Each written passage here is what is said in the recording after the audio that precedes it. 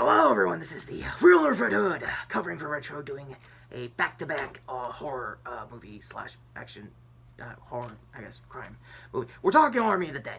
If those are wondering, oh, is Retro gonna do Spiral? I made sure he's doing Spiral. I have him on comms right now. How we doing? Oh, the trap is so weird. Oh, that twist? Yeah, so expect that hopefully this Sunday, so... Till then, let's get to my quick thoughts and review of Army of the Dead, the latest zombie movie directed by Zack Snyder, story by Snyder, and screenplay, and he got a whole lot more creative control than he did with the Snyder Cut, so in case anybody wants to know mine and the entire channel's thoughts of the Snyder Cut, previous video here.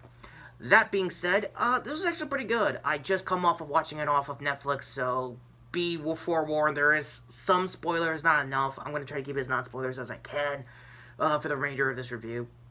So, ground rules out of the way in the chapters, let's get to the plot itself. It stars Dave Bautista as I guess, Marine slash zombie survivor getting hired for a job to basically crack a vault in Vegas. If this sounds like the third movie in, I want to say, the Resident Evil live-action movies, congratulations, you know more about that franchise than me and Retro combined. So, props to you there. For everyone else, yeah, it's a big hodgepodge of character actors, one of which is a decent comedian. I forgot the name of her, so I'll leave that. And the cast IMDb down below. And if anyone wants to hate watch Discovery for her being, I guess they're Spock or McCoy, not really Spock, I think. Let's just say McCoy for now, or Bones. She got a lot of Bones vibes. Yeah, so hang on, what's her name, just in case I get this wrong. Oh, wow. Short list on the IMDb. Oh, wait, hang on. Okay. Tig Nardole. Again, my bad if I got her name wrong. Decent stand-up from what I've been hearing so far, so check it out if you want. If they have a Netflix special, I support, if you can. Unless she's getting screwed out of the money, then don't. Anyway, stupid, quick thoughts aside, there were a lot of surprise character actors throughout the big third of, like, I guess the first two acts that kind of surprised me. One of them was Theo Russell, a.k.a. that guy who was Shades in Luke Cage, so in case Retro got around to reviewing that, again, cards. So, yeah, after the whole groundwork of just basically setting up the plot, it's pretty, like, sketchy at best when they actually start the heist. For Vegas itself, it looks good. The opening montage of how it, like, devolved into the zombie kingdom that it becomes later on in the film, it shows. They went from a decent montage, a la, I want to say, Zombieland, honestly, so I guess Zach must have copied off of that guy's homework there, too. Forgot the director's name. So yeah, I don't know. It looks good. The first, like, actual big set pieces is basically stealthing into, I think, the Bellagio. That's where the vault is. And this sounds like me going for the Bellagio, the Mirage, and the Angiogram. It's not that high, like, concept like you would see in an Ocean's, like, movie. It's not like that. It's just in and out, and then kind of stuck because the in and out didn't really get an out, as far as the plan goes. So, yeah, it's a good hodgepodge of characters, one of which was actually, I think, the closest to an influencer and a soldier at the same time. Kind of cringe given, you know, my line of work now on YouTube, so, yeah, that's how we are. I think I'm gonna go by what I could see from the photos they released. Yeah, I think when you start in, they have to, like, bring the fuel up to the Bellagio's roof to fuel the chopper, get the hell out. Also, there was a lot of funny sequences when they were trying to crack the vault by using the zombies as bait to, like, trigger all of Vegas' alarms. So, that was actually pretty funny, I'm not gonna lie there. There is some humor into this. Basically, I think if you saw the trailers, there was, like, a tiger zombie that, if anyone's like, oh, is this gonna be, like, Tiger King energy? Actually, no, it's not even, like, Go Tigers energy for those PMI guys out there. Shoutouts to, I guess, any of their new stuff. I think they did a quick over-under on reacts on, I think, Invincible, so check that out. But yeah, let's just get to the fuel part. It was mostly stealth-based. They had to, like, get it, rebuild the chopper from scratch. Vault's basically the same thing, too. I guess think the pacing, as far as cracking the vault goes, in the same kind of pacing you get with, like, Die Hard 1 when it came to that vault. Also, speaking of, had no clue there was an 80s action week, and apparently Retro left me out of it. I could review those skins. I could have done that. But yeah, let's get to the remaining of the action. Starting off with the zombies themselves, they have a bit of a hierarchy this time around. Like, you get your traditional Romero type, like, slow walking type. You get the, I guess now, Danny Boyle, like, runners, like, that's been a thing for, like, the last couple years now. But now, in Zack's, I guess, interpretation of it, his little twist is get a leader type with a bit of a hierarchy, kind of like I guess the darkest timeline, what's left of the fan base, Game of Thrones fans, like, oh, I know everything about the books, and I had like sneak peeks, like, jokes aside, he had actually a weird arc of his own. Yeah, this zombie type, I think started off, like, I guess being captured by the government, getting escaped, and then starting off the apocalypse. Smash cut, I want to say a few years to him actually getting his shit together, having a huge army on his back, and losing his queen. Yeah, again, weird as it sounds, even the zombies of all people get a subplot here and an arc.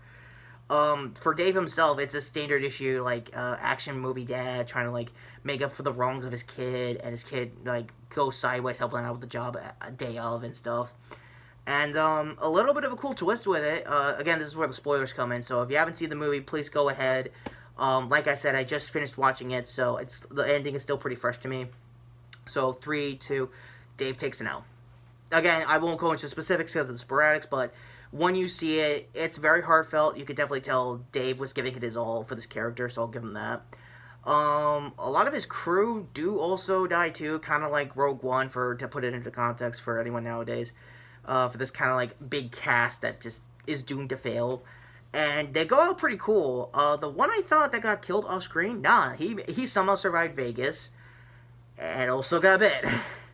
It was kind of a monkey's paw, you get what you want, but it comes at a cost kind of ending. It's apparently becoming a trend again, as far as story tropes go. So yeah, overall with the movie, like I said, most of the action set pieces were good. Right around when they get to the third act, when they're trying to book it out, it's definitely where you get most of the trailer shots of them hopping tables, hopping around slots and stuff, just trying to take out as much zombies as you can. For any of the characters I can't name that showed up here that I missed out, they did a good job doing their shtick, and it showed off pretty well. Again, since this is zombies and I am a real Nerf Red Hood, how do we apply this to Nerf? Not really a whole lot. The gas characters they had to use early in the plot, you could use as the same kind of objective-based kind of stuff for, like, a basic HVC map type, things like that. As far as the loadout goes, it's more or less the same kind of loads you would use for, like, the leader zombies. It's a good excuse now to, like, implement other bigger rounds, like Rival or Megas, or now Hyper coming out. So, with that all being said, for Zack's grand debut back into horror, not a bad start. I'm not gonna lie. This is actually pretty cool. It's really good. Decent sequences. You can tell he was definitely in charge of the cinematography as well. On certain shots, I guess Cartani, the early reviews, I think, what was it?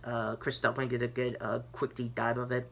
I guess final cards if we got time. If you guys want to see some old school horror done right, like I said with Romero, Demi just did a quick kill count on Dawn of the Dead, and I think the original day, not the original day, the original night as well. So if you guys want to see that, check his channel down below. And now for final ratings, it's good. Like I said, he is back in his form. He did start his career doing the actual remake of Day of the Dead, not Day, Dawn. Ugh. Little messed up, sorry. Trying to get to the finish here. My bad. But yeah, it's actually really not bad also. It's a little bit stuck in Bushisms back in the day, politics-wise, if you really want to deep dive into compare that. As a genuine action horror movie, it still gets the right amount of energy you're seeing here with Army of the Dead. Does it make a good double feature? Depends. It does show you a good 20-year difference of filmmaking at the very least when it comes to the two movies.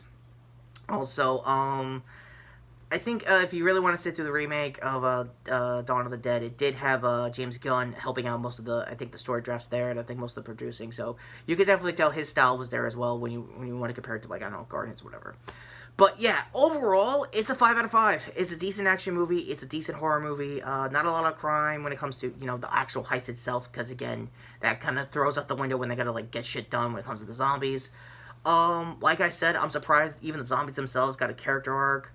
Especially the ones that get freshly bitten, you could definitely still see, like, the sadness in their eyes that this is going to be them for the rest of their lives, and maybe their families or whoever is not going to follow through taking them out. And it's weird like that, but it works like that. And, yeah, I highly recommend the movie. I also am aware that Cinemark got a deal with Netflix to get some movies into theaters. If you don't have a Netflix subscription, but at this point, how the hell do you not? But in case you don't, you can go to your local theaters that has a Cinemark showing it.